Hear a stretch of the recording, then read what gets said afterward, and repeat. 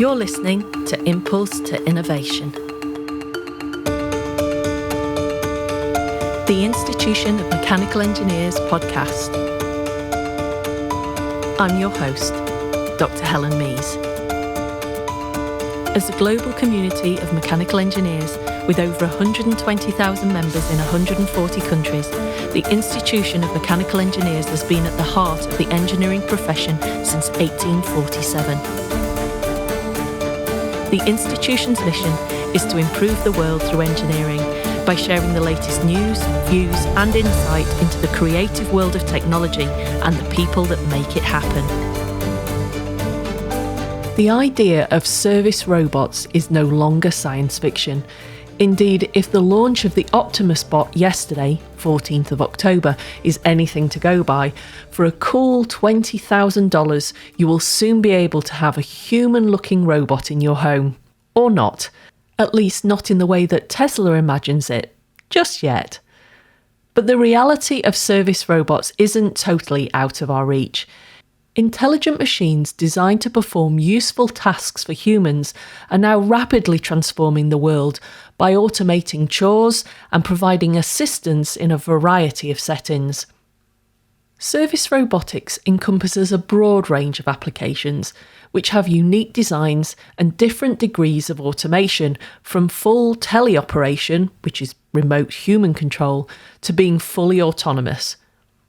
These machines can be found in everything from bustling restaurants to sterile hospital rooms, and are blurring the distinction between human and machine capabilities.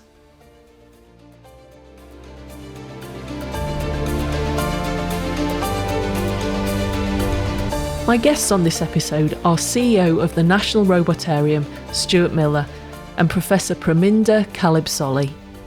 Stuart comes from an aerospace background, and he's a member of the IET. He took up his position as Chief Executive Officer of the National Robotarium in 2021, having previously been CTO of Innovate UK, in addition to previously working in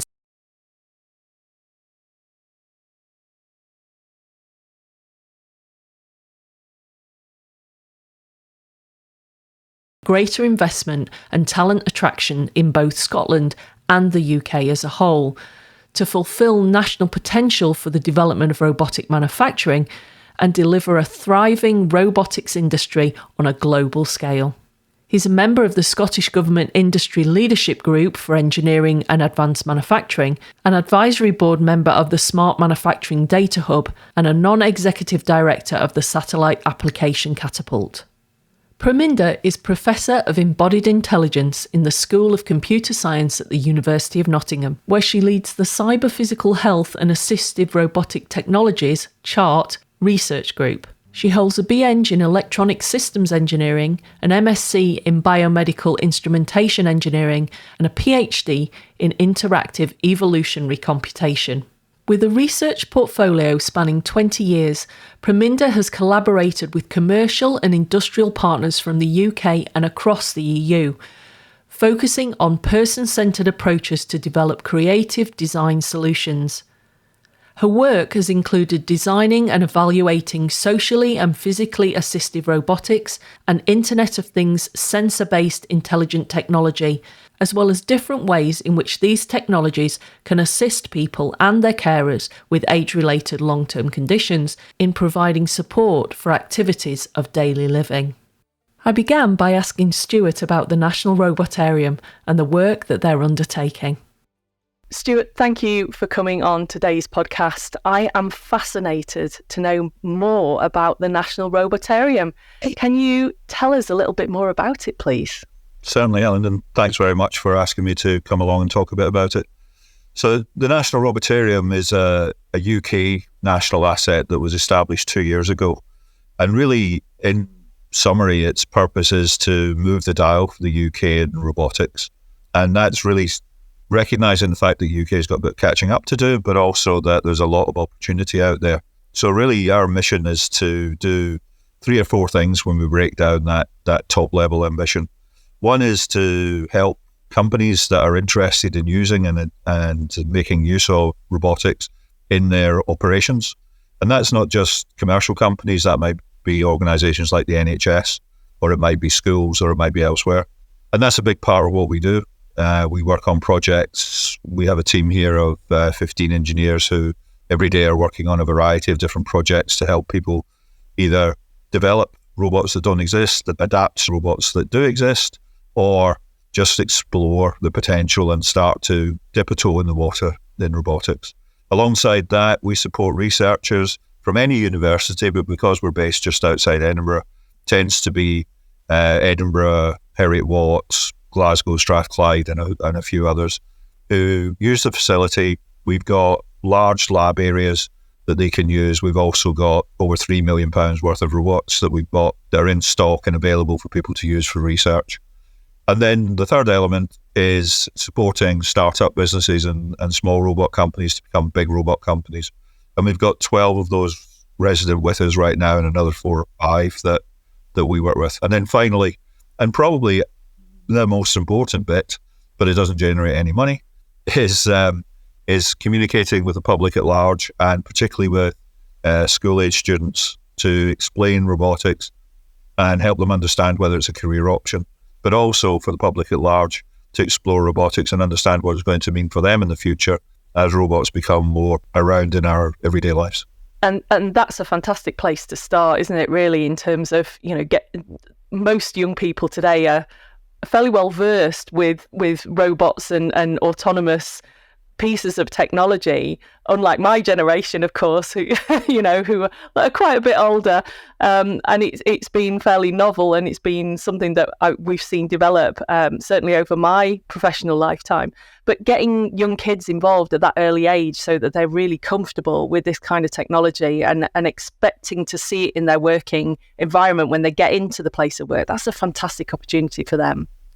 It is, and it's quite noticeable when we have different groups of people coming around getting introduced to robotics for the first time.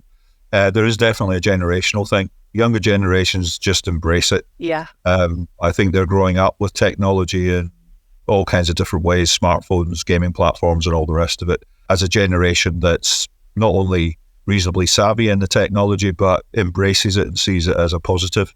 So they have no problem with getting excited about things like meeting an IMechE robot or seeing the Boston Dynamics spot. Others, a bit older, maybe come through a different technology generation, look at those things and maybe don't fully understand them, but at the same time ask questions about, but can it really do that? And is that really the thing it can do? So I just think it's, part of it, I think, is just a human condition. When you're younger, everything's possible, everything's exciting. As you get older, you get a bit more cynical. Absolutely. I do think there is going to be an expectation, the generation that's coming through schools now, that robots will be in their lives in the future. I just think they'll take that for granted. And it's great that you're also involved in supporting spin-outs and SMEs to develop the technology to commercial products, which is fantastic. What sort of things are they working on? Everything. So one of the great challenges, but the greatest thrill about being involved in robotics is it can apply to so many different things, and there's so many different facets to it. But when we talk particularly about the young companies that we're supporting, they're doing everything from rehabilitation for stroke. They're doing burrowing into grain silos to look at the health of the grain and make sure that none of it's wasted. They're doing prosthetic limbs. They're doing underwater inspection autonomous robots. They're doing waste recycling and sorting. They're doing robotic skin for robots so that we add a new sense for robots. Robots can hear and see and talk. They can't yet smell and they can't yet feel, but developing skin, and they're not alone. There's been developed around the world, the ability for robots to be able.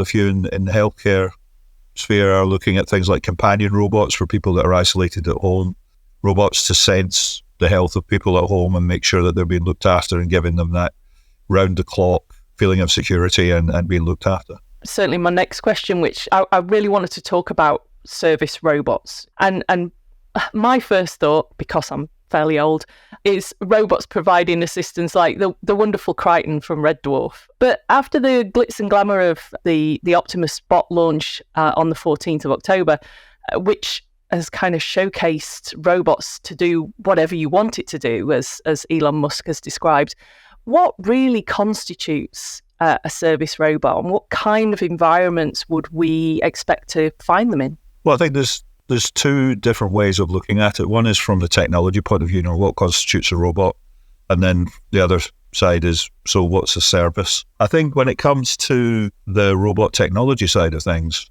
it would be a mistake to think that all robots are humanoid looking. Yeah. I tend to think that the future looks more like Star Wars, with a mix of different types of robots.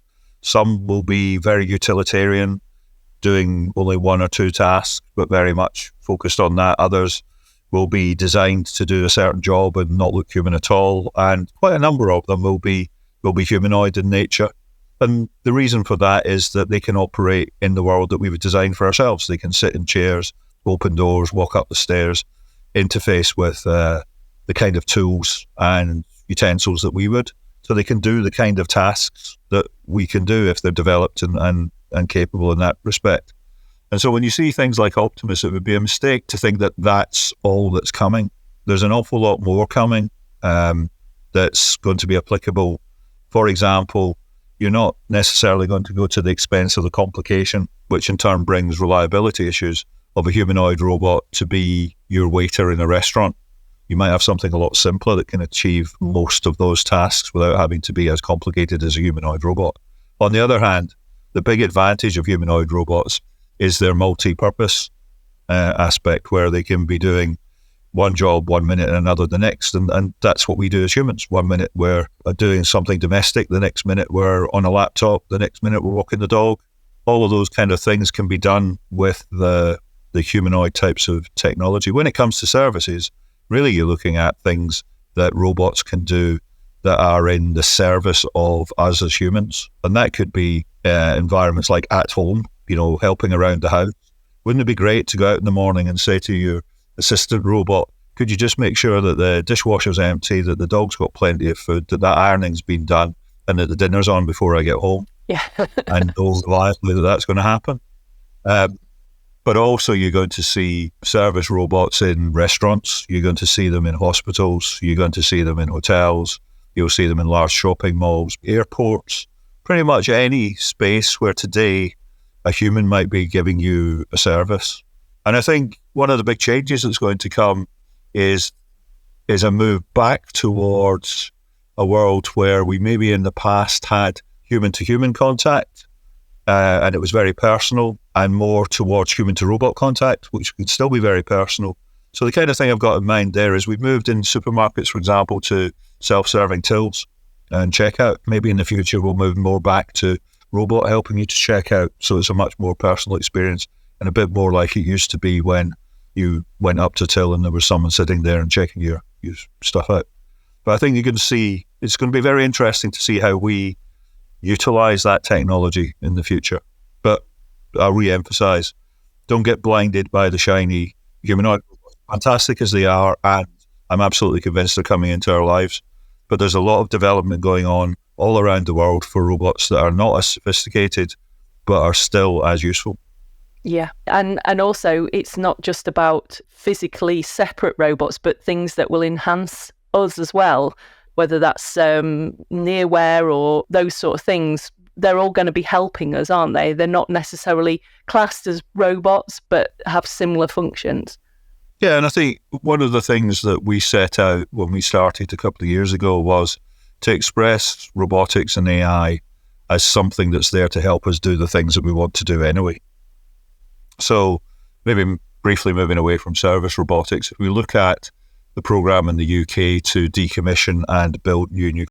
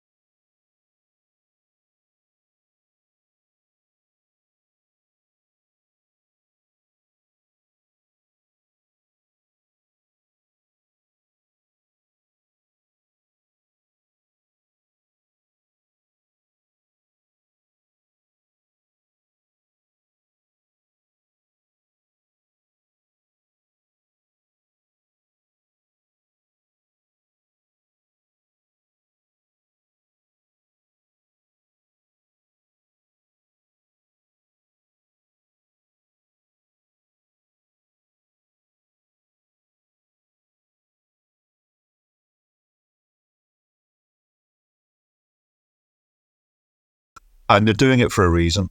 So this isn't science in the lab research projects. This is multinational companies taking billions of dollars of investment and putting it into a new device that they intend to sell on the open market for people to use. And there's not one company doing it, there's 20 or 30 around the world. And when you look at what they're doing, some are emphasizing one particular aspect, others another aspect. But when you put those advances all together, if the best of every development at the moment was put into one robot, it would be quite an impressive thing right now. So I'm absolutely convinced that over time, with the development of the technology, but also the economic forces between these companies and the way that they'll develop things and collaborate, and some will buy others, etc., we'll very quickly get to humanoid robots. The first commercially available humanoid robot went on the market this year in March from a Chinese company for $16,000. And Tesla are talking about putting their robot on the market next year. So I think very soon, and it's going to be handfuls of years as opposed to decades, we're going to see humanoid robots being used. But again, let's not get into the trap of it's only humanoid robots. There's lots of other robots being developed at the moment that are moving forward. And I think one of the big things is going to be straightforward communication with robots, and in the future using just voice command and getting verbal responses as well. So what might be a dumb AGV platform at the moment for moving things around a logistics warehouse, where you're using some kind of computer-based control, in the future might be something that you're just using voice commands and it's talking back to you, because it's going to become so easy. Yeah, and certainly the machine learning aspect of this with ChatGPT and other services now, collating all of that information and data is going to really help the robotics industry, isn't it? Because in terms of that communication. Yes. I mean, there's a lot of technologies coming together. It's a bit like before Steve Jobs back in 2008 announced the iPhone. A lot of those technologies were already there. It's bringing them together and putting them into a coherent package so that it brings a very useful device that everyone wants to use. And I think we're not far off of that. Yeah. Do you think, though, talking about this now, certainly the issue around adoption is going to be around the sort of the ethical side of it, more so than the cost or what the robot looks like or any of those sort of things. So it's really going to be whether or not people feel comfortable with that. And I'm guessing that's quite a lot of the research that you're looking at the Robotarium is addressing those kind of interactions between humans and robots. Yeah, it is. So one of the lab areas that we have is dedicated exclusively to human and robotic interaction. And that's looking at the technology, so, natural language processing, etc., the importance of gestures in communication, those kind of things, but also looking at the psychology.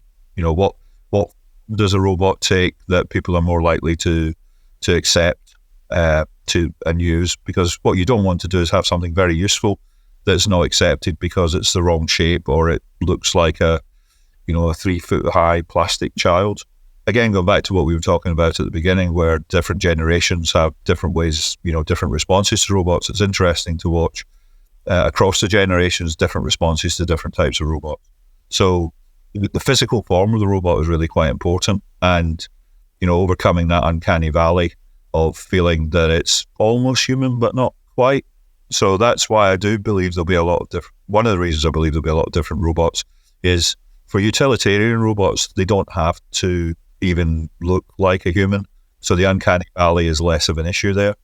But where we're using robots a lot more in more sophisticated settings and they're more humanoid, then there's issues like that to address. But I do think for a lot of technologies, there's always a sort of trade-off and a balance, which is usefulness versus reticence.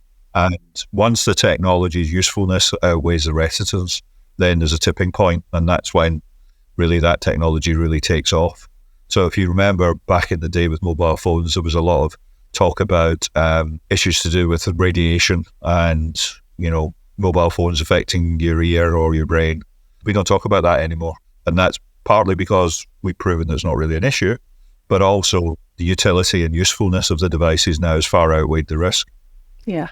So it sounds to me like there are going to be some fantastic challenges for engineers going forward, not just in the design and development of this kind of technology, but also understanding that human interaction and the psychology, as you said, and the ethics and so on, and how we actually integrate technology into society. And this sounds like that next generation that you were talking about at the beginning. This is where their experiences as young people are going to really make a difference to the way this technology develops in the future. Definitely. I think as a human race, we have a tendency to ask old fuddy-duddies like me what we think the future will look like. We're just doing it here on a podcast, aren't we? What we should be doing is asking young people what they want the future to look like with those technologies in their future. Ask them what the world they want to form in the future, and take guidance from that and give them the ability to actually influence that. And I think it's very important that as these technologies come into everyone's lives, that it's done with a level of respect in both directions. You know, a respect for people choosing not to engage, but also respect that for those who do engage, that they should have the right to do that as well. Yeah, absolutely. Stuart, thank you so much for joining me on today's podcast. It's been a real pleasure to explore this fantastic and fascinating area of engineering. Thank you very much. Oh, you're more than welcome. Thank you.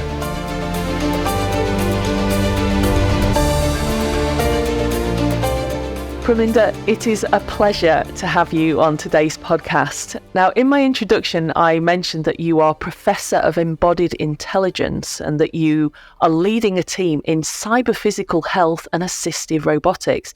That sounds incredibly exciting.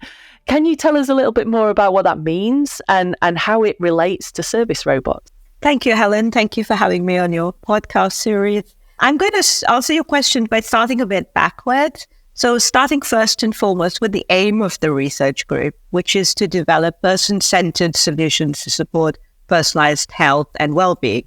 So when we talk about personalized, person-centered health, we need to take into account who is being supported, what are their physical, clinical, and cognitive functions, either things like what is their socioeconomic status, their cultural context, their lived experience, where they live, where they work, what are their hobbies, who do they live with? Do they have cats? And I'll come back to cats later. And so if you're going to support and assist somebody, given this wide range of issues, as a personal service robot might do, then you're going to need a lot of information, not just about the person, but also their environment. And so this is where cyber-physical comes in.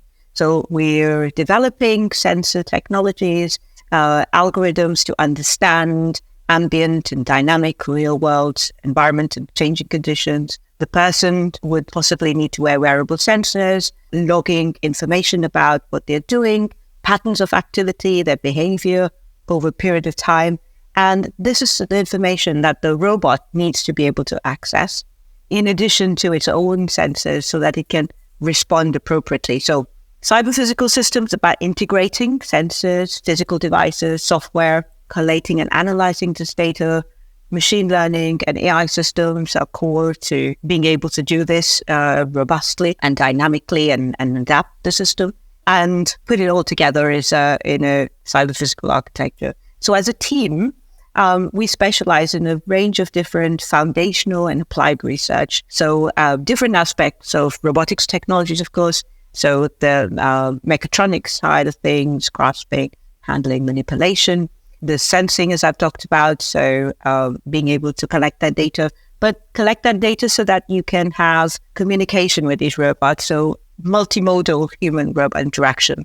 There's quite a few of the people that we're supporting with these types of robots are likely to have a range of sensory communication impairments as well. So being able to communicate through different modalities, gesture, speech, touch, body pose and movement, etc., is key. So we're also doing research into understanding the person, what they're doing, how they're communicating, but also applied research. So how are these technologies going to work and how do they fit into different assistive or rehabilitation contexts?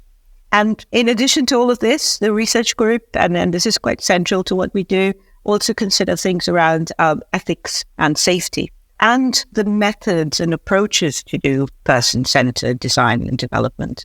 Because if we don't have user acceptance, if we don't consider issues around people's dignity and safety, then the technology is never going to see the light of day. Yeah, that leads on quite nicely, really, to my next question. You said there about, people's perceptions. And I wanted to ask you about that. People's perceptions of robots and autonomous systems, particularly in the home. And how do you engage with potential end users to not only get their buy-in, but also how does that inform your design thinking when it comes to creating a robot or an autonomous device?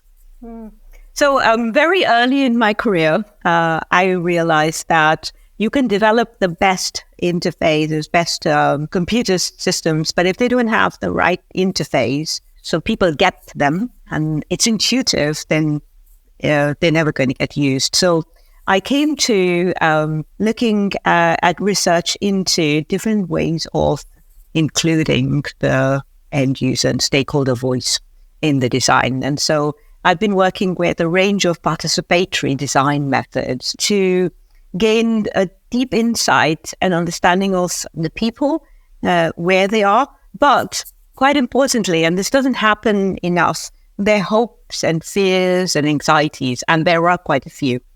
Capturing those and understanding those is crucial. So I've used various types of contextual inquiry methods, cultural probes. So this is about getting the person to become a researcher of their own lives, self-ethnography, being able to capture what their lived experience is, and then be able to use that to let us know what the issues are in that lived experience. But one of the challenges as well is finding ways to communicate that information, and it's very personal information. It's about how we feel and how we feel excited or how we feel fearful. So I've also been exploring what's the best way of communicating these. So we use persona-based design. We develop use cases where we have little stories about how somebody might use a technology. So, Maud in the morning in a house lives with her dog. She loves gardening. And then what is life to her? And at the moment, what are her challenges? And then how would a robot fit in? But also being aware of her aesthetics of design and the space she lives in, and the image that she would like to keep about herself, her own dignity, etc. So one of the things that I've been quite excited by is a few years back, I came across a really gifted graphic illustrator, Sam Church, and we invited him to a focus group to capture, a live capture, what people were saying in our focus group. And the way he captured not just what they were saying, but also expressions of what they were feeling, we decided we could actually turn his sketches into what I call empathy cards. So we've got this deck of empathy cards, and they capture about how people are feeling, their anxieties about lacking control when things spiral out of control.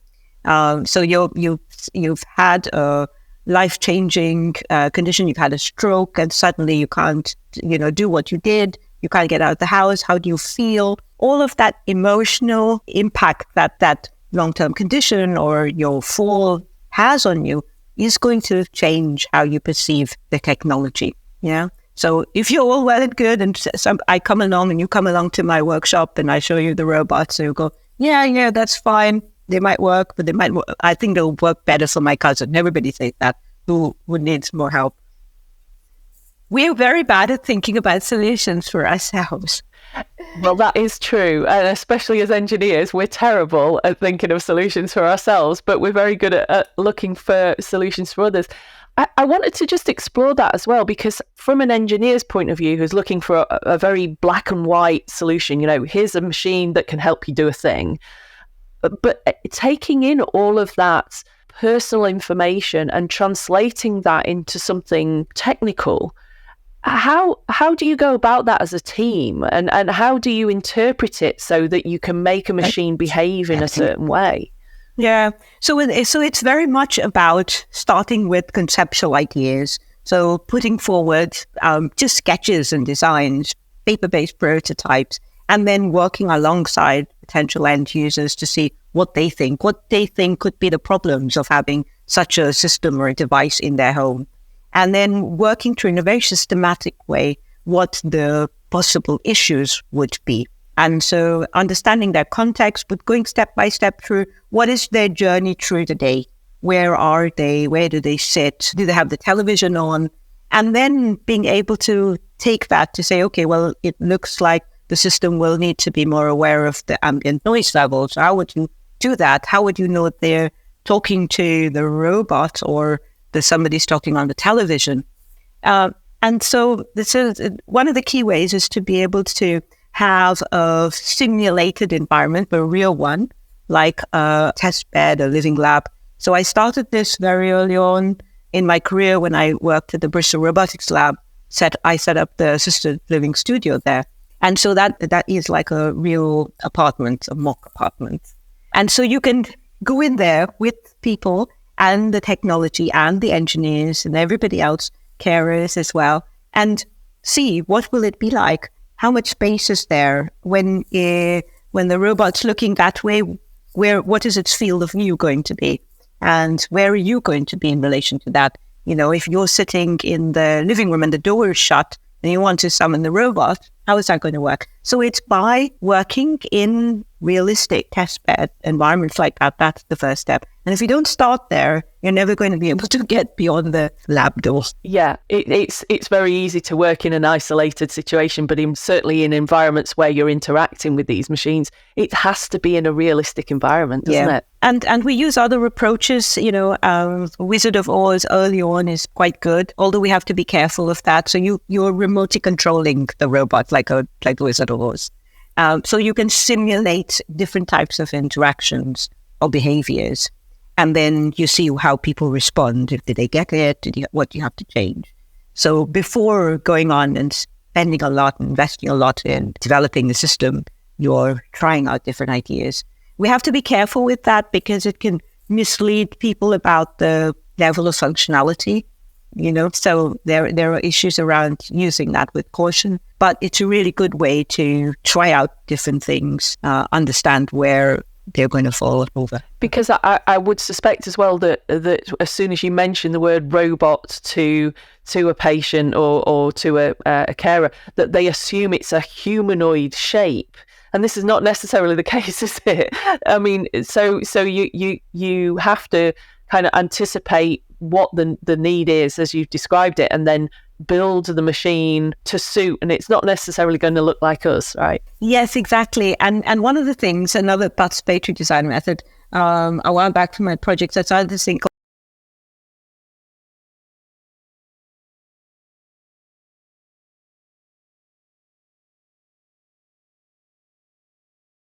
different form factors, where this robot will sit. And I think one of the things that is a big bugbear of mine is that we have in the area of assistive robotics tended to use things that were perhaps developed for a completely different context in an industrial setting and trying to force fit that solution, which is never going to work. You're going to have to do what you said. We need to rethink the design of robots. And also another important aspect is around sustainability of the solution, particularly if your condition is going to change over a number of years. How does this robot change with you?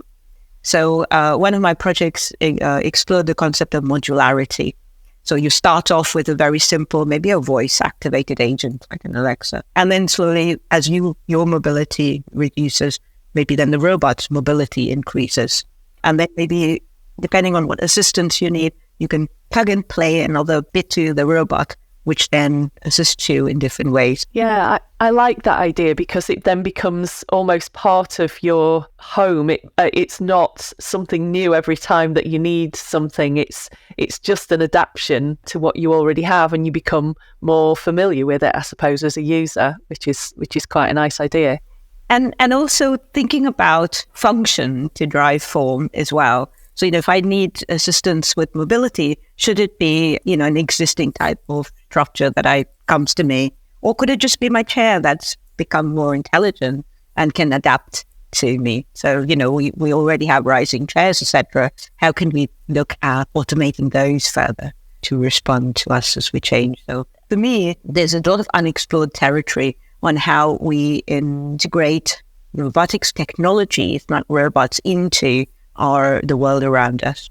Yeah. Now, I wanted to ask you about one of the biggest challenges, and you've touched on it a little bit already, which is user safety. From an engineering perspective, how do you account for that and assess the risks to a potential user? Yeah, so risks to the user, risks from the user, risks from our cat's back now. Loose hanging things, don't want to jump and sit on them, find warm places where the power supply sits. Sit in front top of the camera, wagging their tails.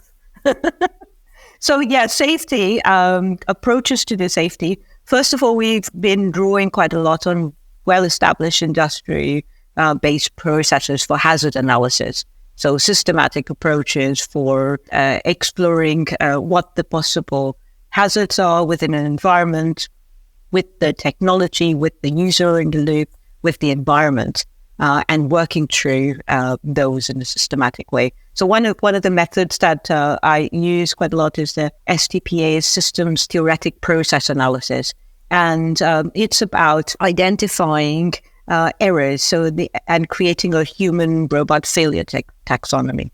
So it could be the robot that fails, the sensors, the hardware, etc. on it, or it could be human error, misunderstanding, not having had the right training, making wrong assumptions, and then communication issues in our noisy real world aspect. So working through the context, thinking about the context, thinking about then what can go wrong. And we do this in different ways. We work with end users, but we also work with experts in the domain. So for example, when we were working on the design of dressing assistance robot, then we went and observed how dressing is done. We talked to carers about how they support people, what sort of issues people might have. If you're helping them to stand and sit, what are the things you look out for? What can go wrong? And then being able to take that into considering, well, what would the robot need to do in that situation? And more importantly, that helps us to understand what sort of sensing the robot needs to have to be able to actually detect the things that we start to... It becomes very tacit to us, so we don't even know we're watching out for certain things, which is the other problem in doing this kind of analysis. And there are standards now. So we've had for quite a while, there's the ISO 13482, which is about personal robot safety. But there is still a long way to go because when that was developed in 2014, the consideration around physically supporting robots wasn't that widely considered. And so we're working on developing new standards, identifying what the gaps are for robots as well. And safety, when we think about safety, it's not just physical safety when it comes to personal service robots. It's also psychological safety and clinical safety. So how is the person going to be impacted by the system that's now supporting them? And is it doing it in a clinically appropriate way in terms of taking into consideration their range of mobility, or maybe if they've got osteoporosis or very fragile skin, how is that being accounted for? So some of these methods from industry aren't that appropriate because they didn't consider a very vulnerable user in the loop. So again, we're also looking at developing digital twin models. So that's the other way we consider safety. So we have simulations, we collect data from the real world around patients using a robot or an assistive device, put that into a model, and then be able to do what-if scenarios in simulation. And then we can identify, well, that range of motion isn't good enough, or the field of view isn't wide enough for that, so we need to put in another camera so we can capture occlusion, things that are occluded from one direction. And I can go on about safety because that's such a big area. Well, it is. It's a huge issue. I mean, I wanted to just touch on something because you talked about materials and other things. So this is not just about the engineering of a robot, but also bringing in all kinds of other areas like material science that could affect the end user, particularly around, like you said, about touch and being able to create sensors that can sense pressure and temperature and other things. That's all got to come into the robot's design, hasn't it? Yes, it does. And that's the thing. So if we're looking to support somebody in similar ways to what we do, then we've got to consider how we account for, we can detect a little tremor, we can detect a little bit of hesitation as, you're holding somebody. And part of the design, part of the safety elements are very closely tied into trust, whether the person will trust the system. And you can't trust if you don't know what it knows about you and knows what you're going to do next and can sort of preempt in case it looks like you're going to fall. How do you pick that up? So yes, you're absolutely right. Being able to have other implicit ways of communicating what's going to happen next, what's happening at the moment. And then being able to, and this is where machine learning is really important, being able to look at previous instances of what happened. And one of the ways that, so I've been involved in robotics competitions. And the robotics competitions are about benchmarking to create trustworthy robots. So what you do is you try out what will work and what should work according to where the standard is at, or where a human expert will say it needs to perform to that level. And then one of the things that we don't have are the cases where things go wrong. And what we've been looking at with benchmarking is being able to simulate and create error data sets. So a robot is passing glass over to you, but you are looking another way and you don't see it, or it's really hot and you drop it. If we don't have that data, we can't train a robot to know what to do and what to expect and what happens next and be able to preempt those cases. So competitions and benchmarking, creating data sets for that is a key part of developing safe robots and trustworthy robots as well. Yeah. Actually, simulating failure is just as important as simulating success. So, yeah, it's a really important area. I guess that leads me on to my final question, really, which is, how far away do you think we are from having truly autonomous systems, particularly in the home, especially those that are going to help us with our daily lives and the way that we live? And what kind of form are those devices going to take, do you think? Yeah, so I think in some ways it depends on the functionality. And if we talk about, we already have quite sophisticated cleaning robots in our homes and have had those for a few years now. But of course, they've got limited functionality. They'll do, the keep the little bits off the floor and possibly do the mopping as well. They are also coming in and being used quite a lot in hospitals and more sort of retail settings, etc. And they do, to some extent, behave autonomously, so they'll go about and do that particular function.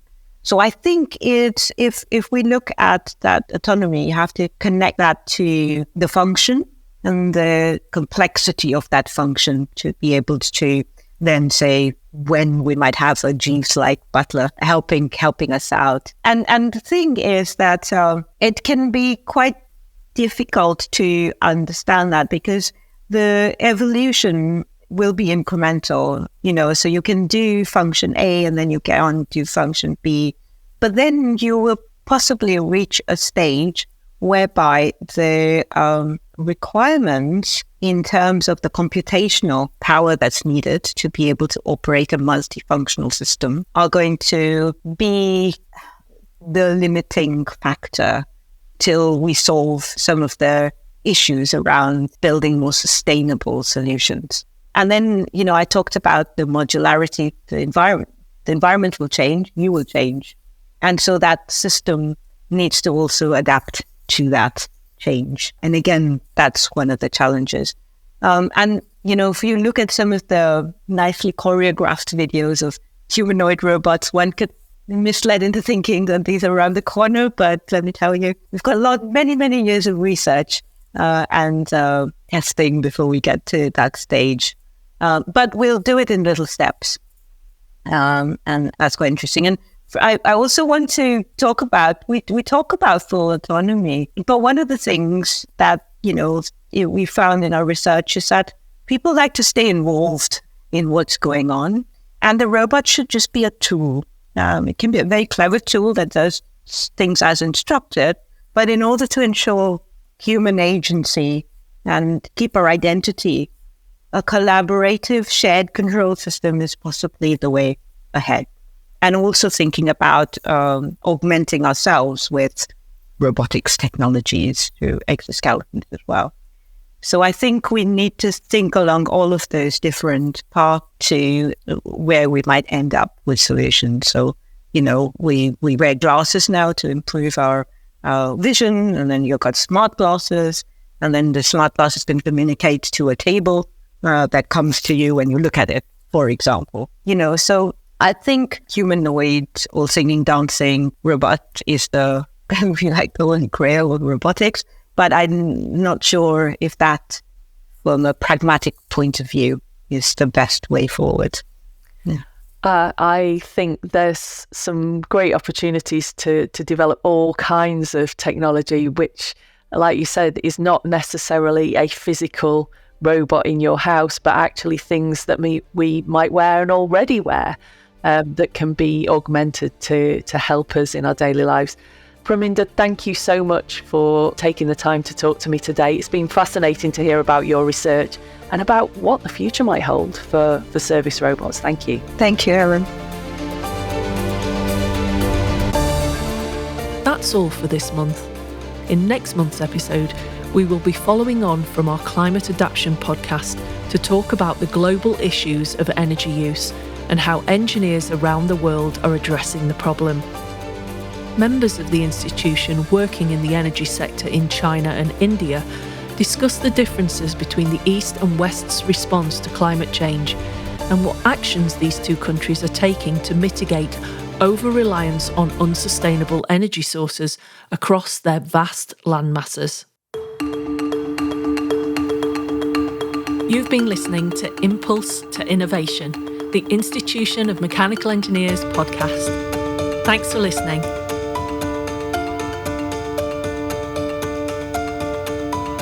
We'd love to hear from you, so if you'd like to share any news or any feedback with us, then please email us, podcast@imeche.org. All the information on this episode can be found in the episode notes.